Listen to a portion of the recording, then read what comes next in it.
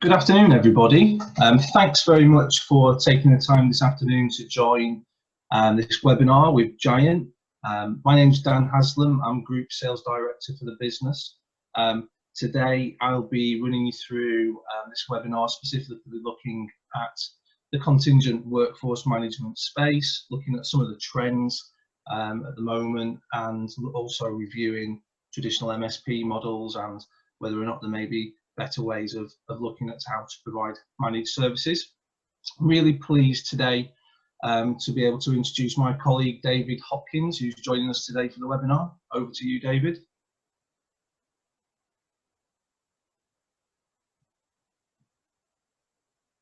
Creating every kind of managed service for workforces and for contingent workers in particular.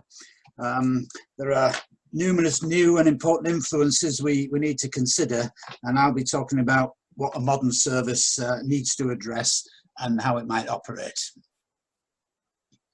Great, thanks Dave. So, agenda for today, we're going to look at current market conditions. Dave will talk us through some of his observations. There's a heck of a lot going on in the contingent space at the moment.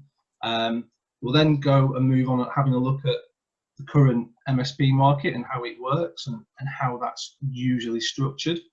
Then talk through a potential alternative way of looking at that with a solution that Giant have looked to build. Consider the sort of factors that a business will look at in terms of potentially holding them back, inertia about the way things are done currently, and how they may be able to move forward. We'll focus on the benefits. I think key theme for today's agenda and webinar is looking at benefits to multiple people within the supply chain. So absolutely benefits to the ultimate hirer, but also considering the wider picture and all the stakeholders that are involved in the delivery of a managed service piece. Cost is obviously really an important item, never more so than currently with the current economic climate. So how can we really look at making proper cost savings moving forward? And then we'll summarise and look at what the next steps would mean if you as a business were looking at going forward with an MSP type structure. David, over to you. Okay, thank you. So the big thing, there are a number of big things on everyone's mind at the moment, perhaps nothing more so than COVID-19, which is going to cause great uncertainty. We get news every day of job losses, business closures, and I'm not really sure where all this is going to end. But post-furlough, when government funding stops, it's reported there could be between 3 and 5 million people unemployed. And to combat that, Gartner have done a recent report and suggested that 32% of organisations are planning to replace some permanent workers with contingent ones just to give them cost saving, flexibility and speed really in picking up on the numbers that they lose when they start to rebuild. So that will cause huge ructions, I'm sure, for a long time yet. And just in case you thought it had, Brexit has not gone away, and it will bring its own challenges. It's an unknown quantity as yet in many ways, but it will add uncertainty which markets and businesses don't want. So something to combat as well. It's also anticipated that Brexit is likely to cause lack of availability in staff of all types, particularly moving in and out of the UK. At a more local level, we've got the IR35 changes, which will come into effect next April. That now has been confirmed as going ahead. And just as it seems that we're driving towards a greater use of contractors, this complication comes in to add new responsibilities for you as a hirer, and it will change the status for the employment status for many contractors. HMRC have said that they think up to 80% of contractors who are currently PSCs should in fact be working as PAYE workers. So a whole area to be looked at and dealt with separately. So whilst all this is happening, there are some major shifts in the attitude towards work.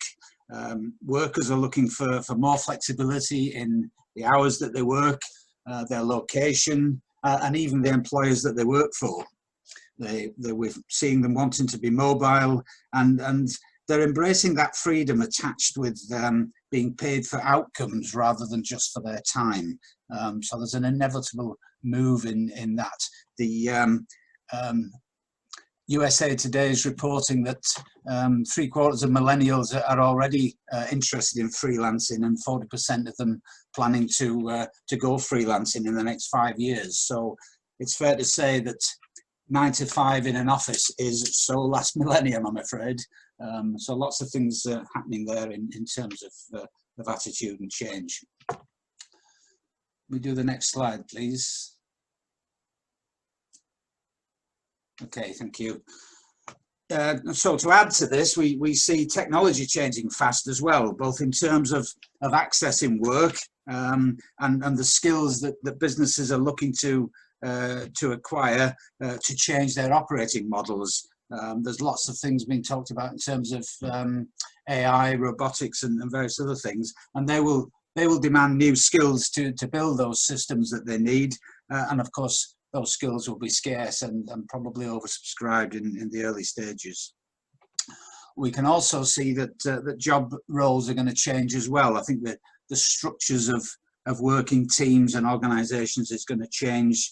There may be less people to manage, but it's generally agreed that it's going to change the style of management that's required as well. There'll be a lot more cross-functional management rather than vertical management. So technology driving that change as well. And in terms of the use of contingent workers, the REC are telling us that 14% of companies are already operating talent pools for contingent workers. That compares to 15% for permanent staff. So pretty much on a par, contingent and permanent. So whereas I think perhaps at one time contingent workers were more seen at filling short-term gaps, they're now becoming a lot more strategic in terms of their place within the overall workforce management strategy. And interestingly, the RAC also tell us that only 20% of contingent workers are sourced via agencies. The rest are acquired directly. So you may need to look at alternative routes to try and hire people if you're going to move towards hiring contingent workers.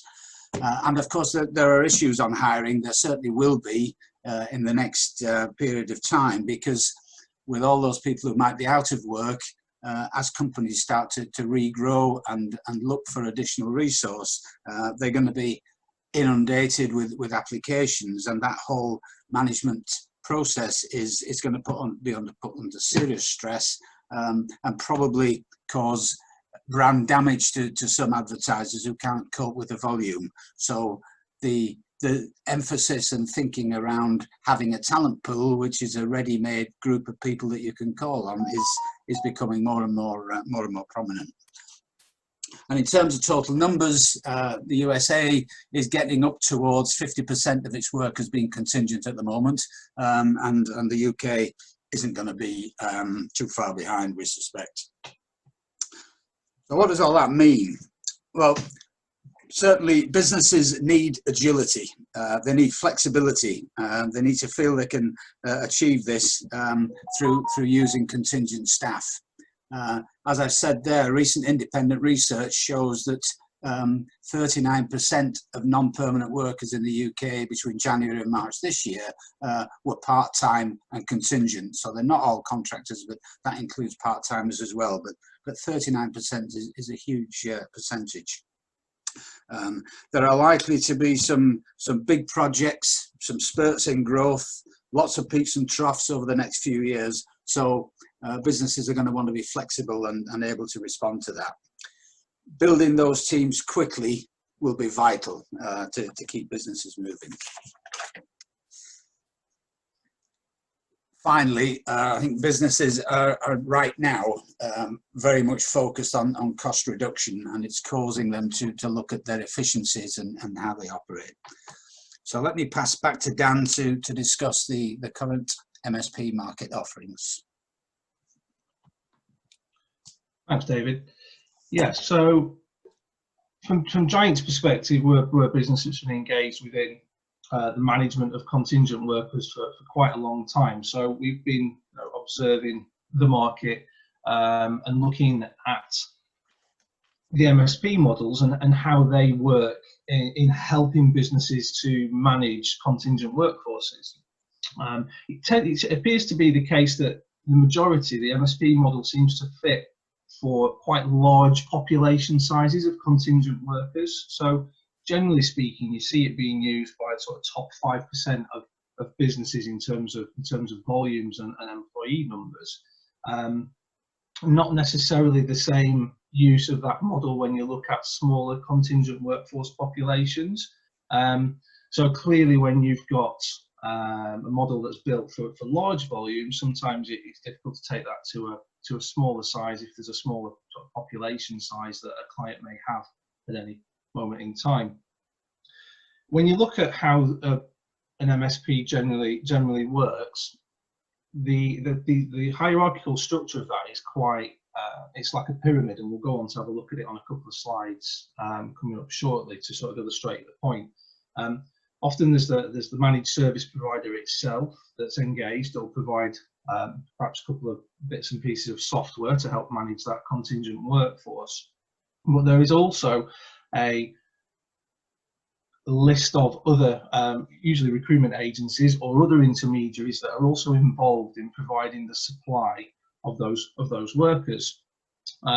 What that then means is that potentially for a contingent workforce population in one client, there's a number of different software systems that are being used, a number of different providers of services such as pre-employment checking, and in essence, where those contingent workers are actually being managed downstream from the managed service provider by potentially a recruitment agency, an employment agency.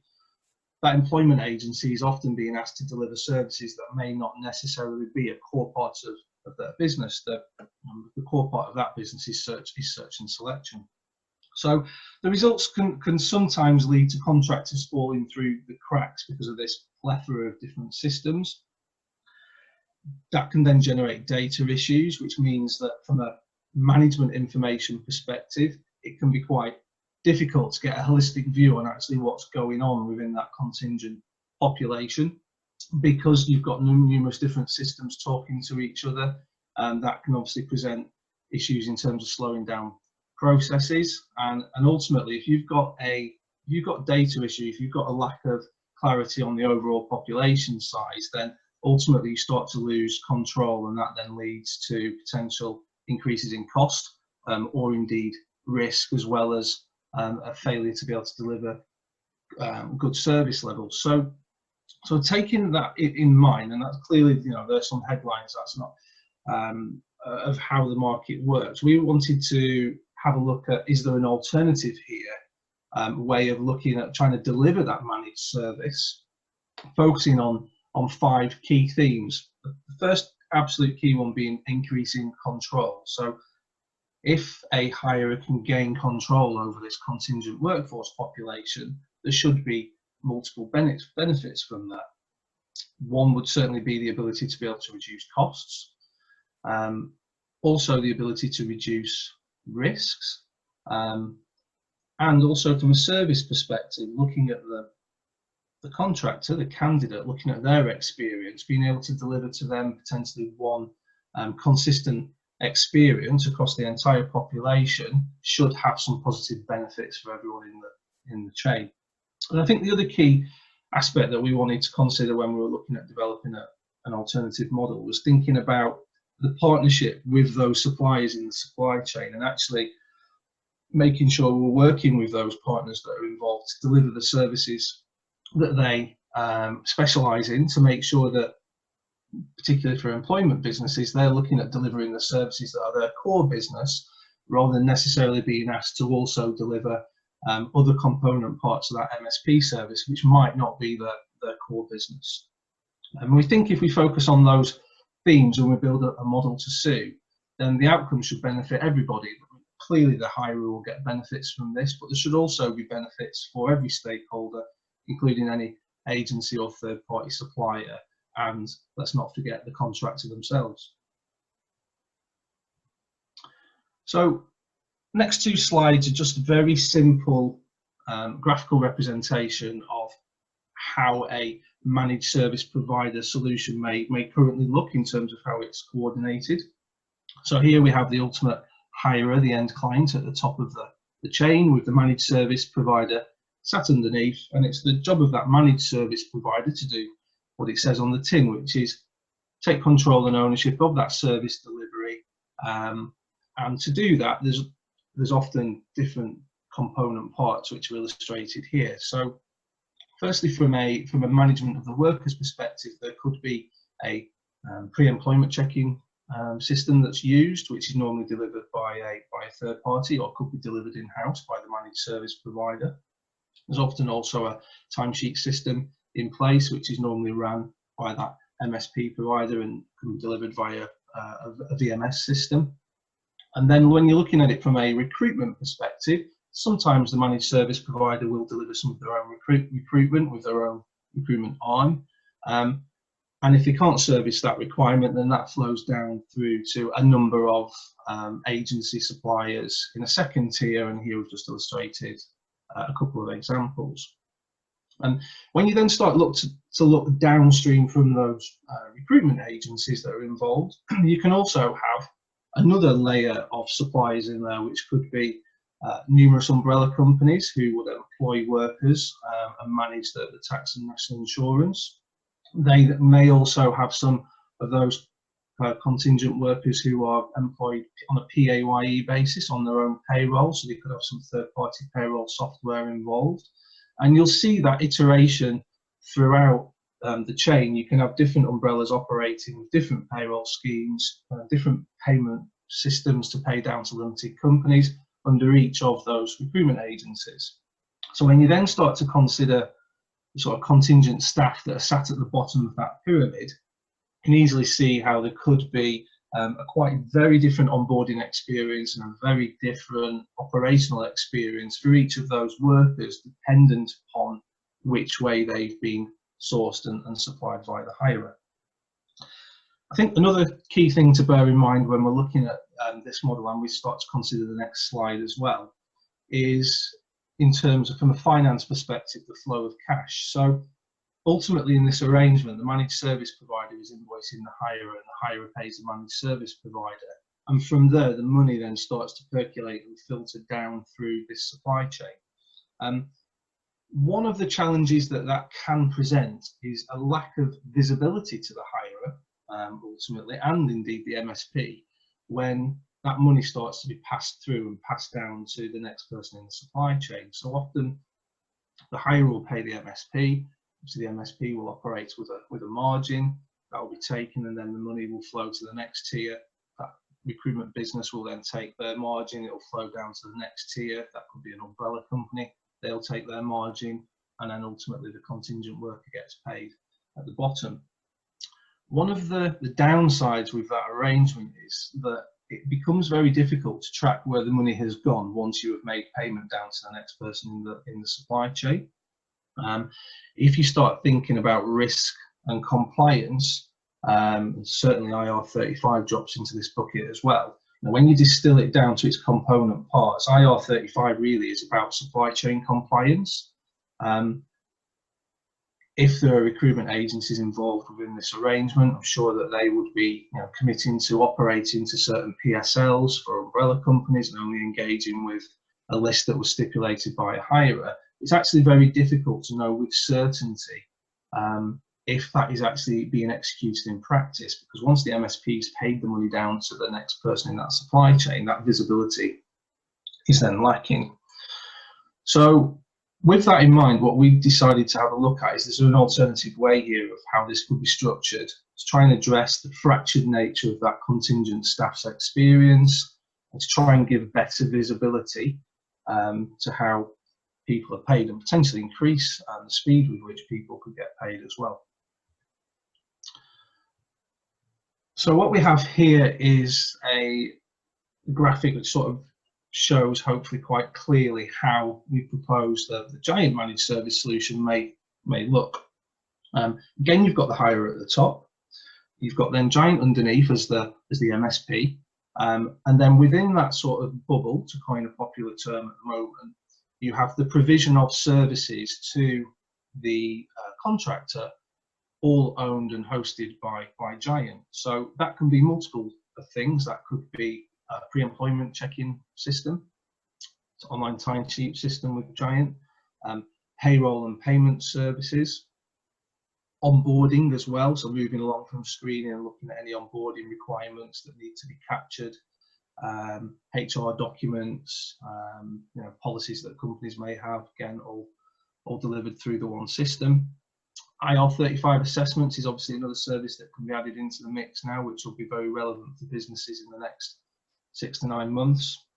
And then looking at the bottom there, also talent banks and ATS systems. So here what you have is basically the contractor, rather than being at the bottom of this hierarchical structure, is actually the contractor goes straight into the centre, and Giant are able to provide services that manage those contractors holistically, delivering a consistent service to all. And by the way, these things are very much optional, so it's modular, so you can pick and choose from that suite.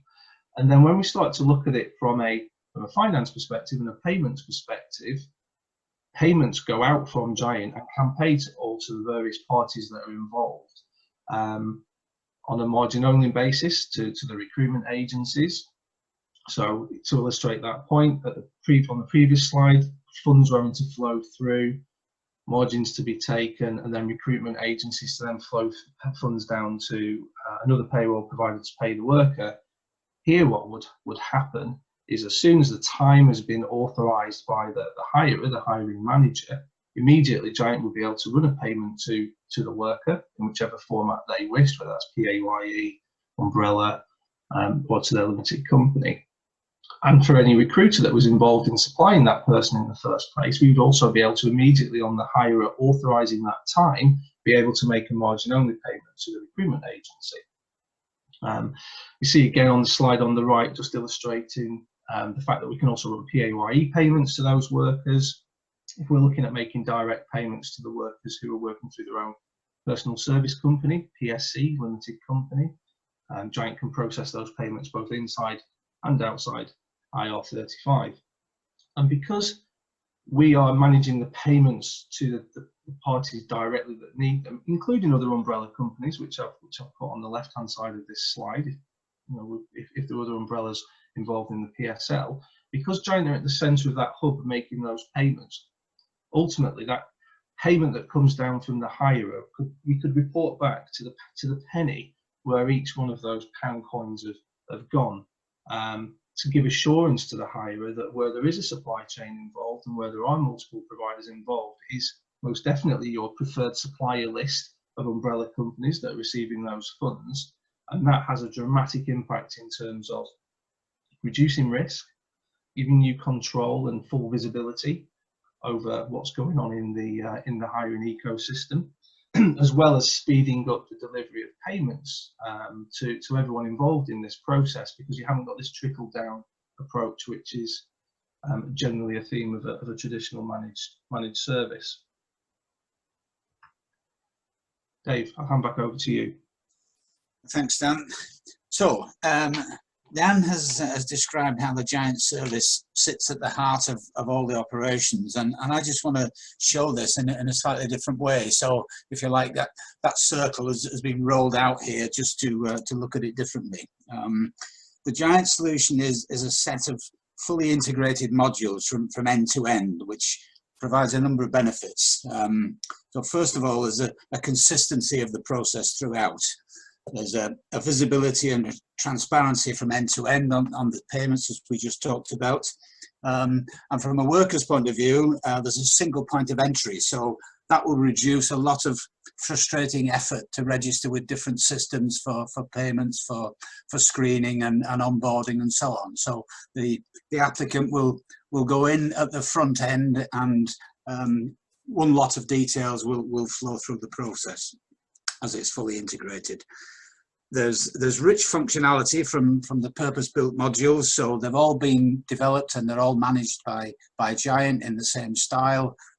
which again gives consistency and visibility.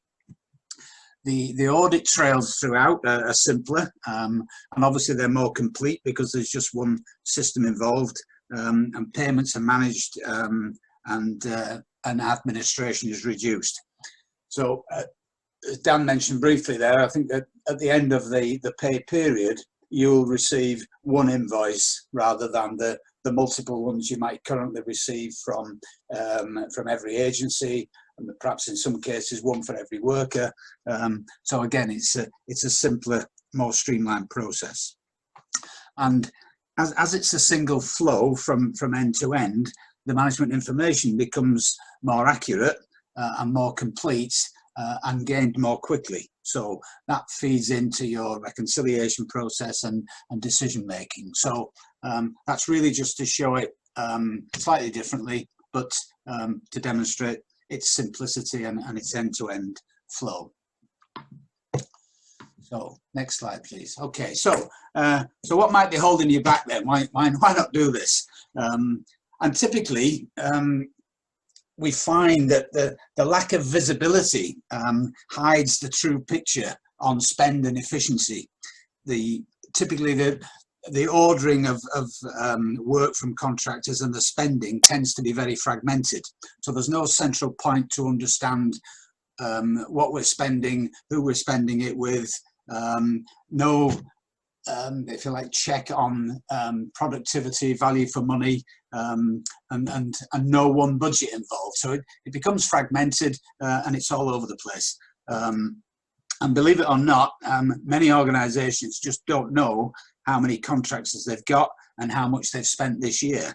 The true cost is hidden.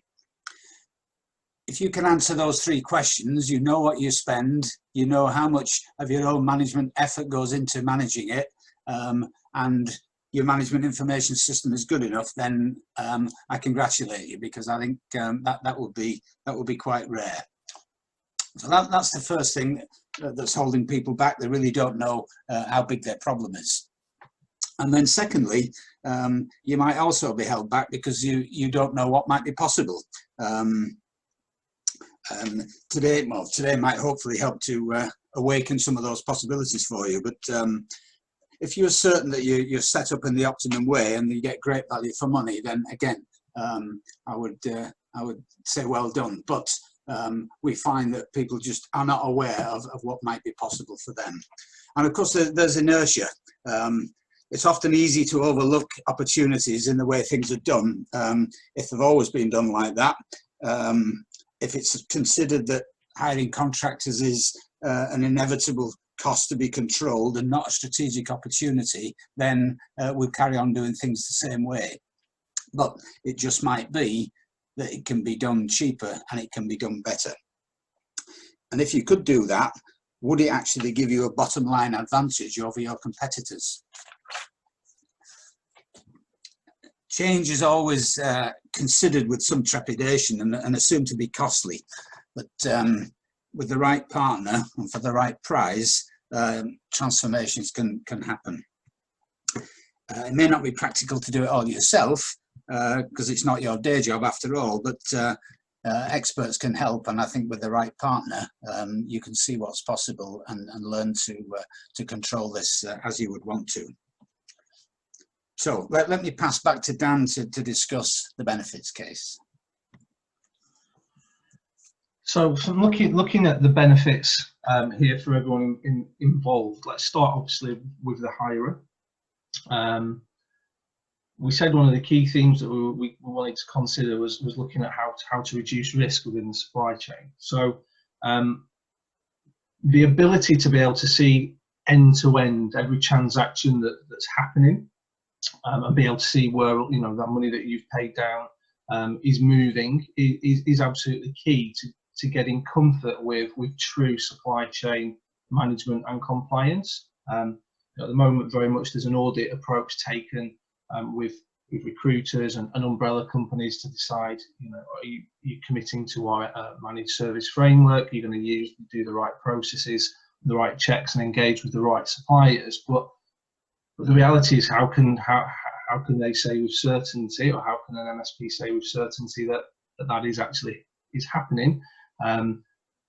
It's difficult, obviously, once you're passing the funds through that supply chain. There is that lack of visibility. So the ability to be able to see where the money's going, I think, is an extremely important consideration for a variety of reasons. And as Dave said in his themes at the beginning of this, the trends are very much around an increase in contingent workers, therefore probably an increase in employment and tax compliance because of the impact of IR35, which we've got a very clear snapshot of what that was going to look like this year with the sort of dry run through. So I'm sure that'll be reiterated tenfold next year when we finally do this thing.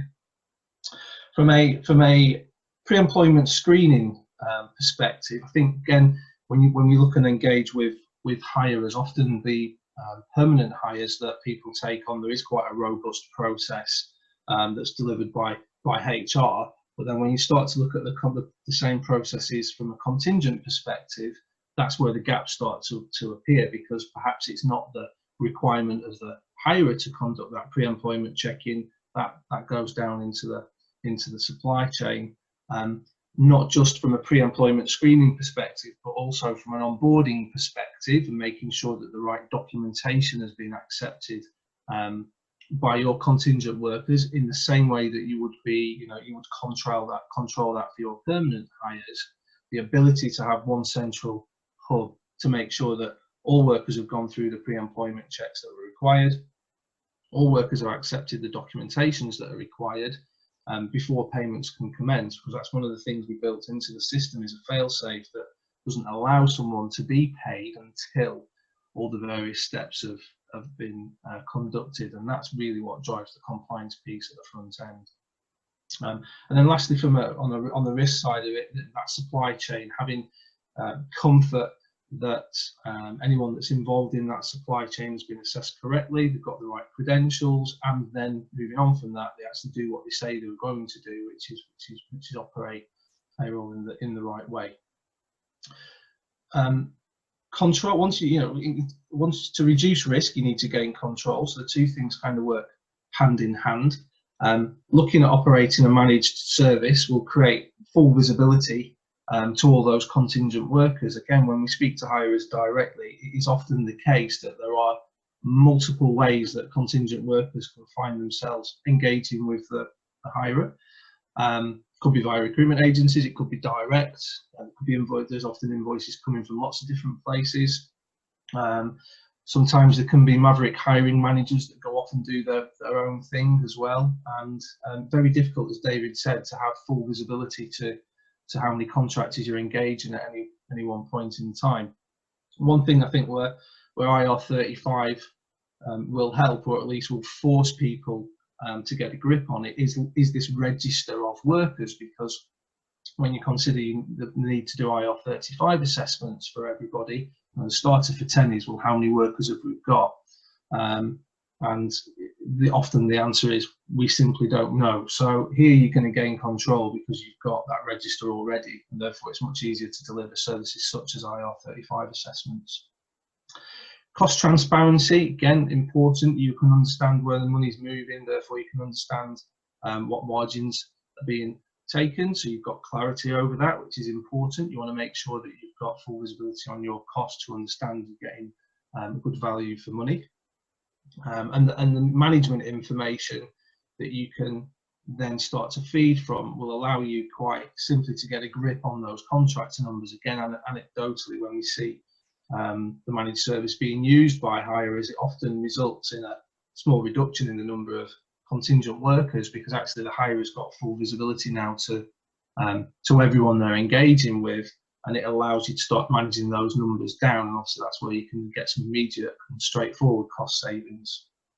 Also allows you to track start and end dates. So again, when you're working on, you generally would have projects running within the business, you're able to track that contractor population, perhaps against cost centres or purchase order numbers, and be able to track when those dates are ending. So it gives you nice visibility to be able to look at reporting, which can drill down to each of those cost centres and understand exactly how many people are engaged, what's the spend, is that running over budget, really again gain control of your spend process and deliver some efficiency. From an agency spend perspective, that will become very clear because you can see clearly the amounts of money that have been spent on sourcing contractors via recruitment agencies.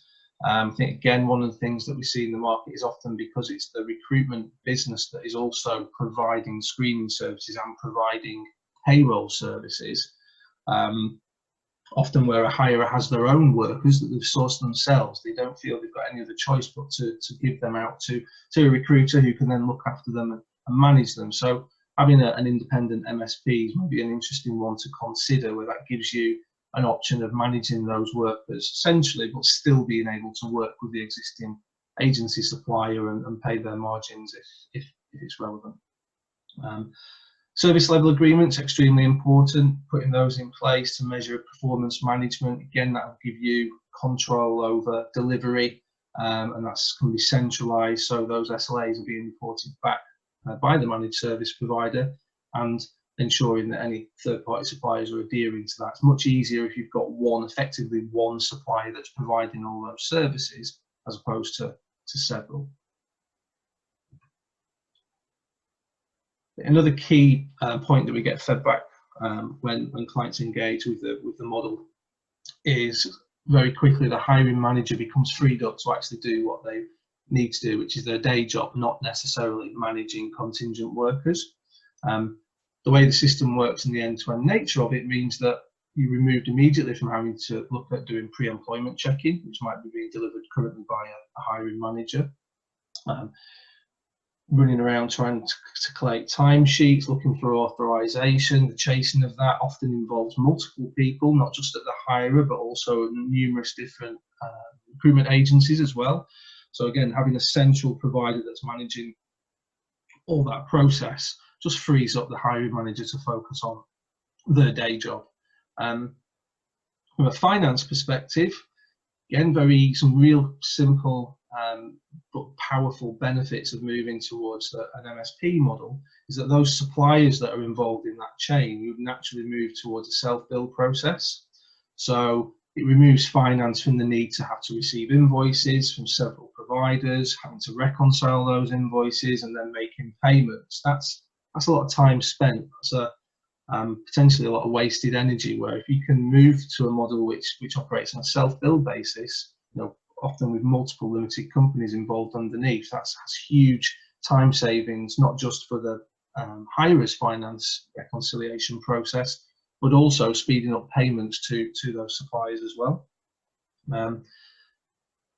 What we do often see from a finance perspective is also the fact that where you've got a traditional way of managing workers with lots of invoices coming in from lots of different places, is often you can see invoices unfortunately get paid twice, or timesheets get paid twice, and that's often quite a large hidden cost that doesn't become apparent until you get control over the population and start to put into place one process to manage it. So there can often be some pretty interesting cost savings here. We've covered off the invoice reconciliations. I think the key thing here is that with a holistic system in place that's dealing with all the component parts, it should mean that the hiring manager is left to focus on delivery of the projects that they're looking at working on. And the solution allows people to look at actually adding more value add tasks to their job role, other than potentially being sucked into the management of that contingent workforce. Back to you, Dave. To deliver real cost savings and to be able to quantify them. And the good news is that there will definitely be a saving as well as improvements. The amount that you might save will vary depending on the exact detail of the solution you implement, but I think it's fair to say we'd only be engaged with you if there was a saving to be had. And direct savings come from a number of areas. So first of all, visibility. Once you've got visibility of what's going on, how many you've got working, what rates you're paying for them, and so on, statistics do suggest that you will do a rationalization of that, look at utilization, and typically save some 10% in headcount straight away, just through being able to analyze it properly. There's further savings to be had then, obviously, from reviewing the pay rates and the agency margins. And again, standardization works here because we find that very often the same job role will be receiving a different pay rate, and a different margin will be paid on it, depending on who did the hiring and which agency it's done with. So depending on how well organized you are now, you might expect anywhere between 6 and 12% saving in real hard cash terms, just on proper standardization across the piece. So that's what the visibility gives you. And then the managed service, obviously it brings discipline and ongoing measurement, which in itself enables cost control. So agencies will also perform better once they know that they're on a PSL and that PSL is being observed. There's nothing worse than going through hoops to get on a PSL to then find that people are being hired by outside agencies just because they happen to be the preferred agency for that particular hiring manager. So it brings order and discipline and encourages them to supply. Perhaps one of the biggest savings, and I talked about standardizing margins and pay rates, but there's the whole issue of statutory deductions and their proper calculation, and making sure that they are calculated properly and consistently, and that again will bring a change to cost saving. Paying margin only has been mentioned. That's one of the options for agencies. That's going to help their cash flow. I'll come on and look at agency specific benefits in a minute, but that in itself will allow for their margin rate to be reviewed in the light of the increased profitability they're getting out of the other ways that we're going to change the work. Your admin overhead, Dan has just talked about it, but there are most definitely savings in streamlining the administration process. And the old adage is true. If you measure it, you can manage it. And if you can interpret what that's telling you, you can improve it. And that's what the service gives that constant focus on. So cost savings will be delivered. The size of those savings really depend on how far you want to go, and how many perhaps how many workers you might wish to take on yourselves directly, and then how you pay to have those managed and employed. So let's have a look at the next slide. So in terms of benefits for agencies, then they are key to the success of a managed service. So if the agencies are working on a margin only basis, or concentrating on finding the staff that you need, then they don't have the peripheral activities to delay them or for you to pay costs on. It reduces cash flow pressure for them, no cost of funding, no invoicing required, takes away their risks in terms of the IR35 legislation, agency worker regulations, Criminal Finance Act, and so on. So it makes the hire an attractive proposition for the agency, and it will likely to increase their profitability by letting them concentrate on what they're good at. So that's the agencies. There's also benefits for contractors. Giant offers every possible type of engagement for workers, and not many will do. So they can be a PSC paid directly. They could be paid via IR35 fee payer services, paying PAYE straight into their limited company. They can be PEO, they can be umbrella, and so any way there is to be paid, they have that choice.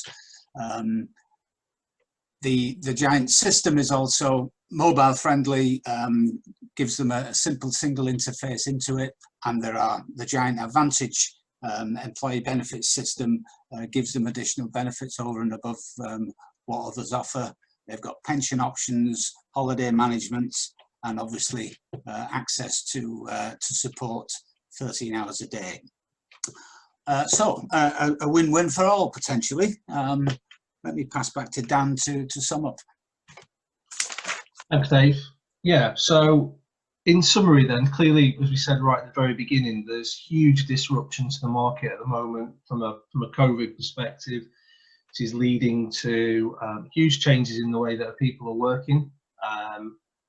On top of that, we already had a positive trend towards contingent working, which we think will continue to accelerate, and probably nothing more so than COVID is going to have brought that to the fore with people now working from home.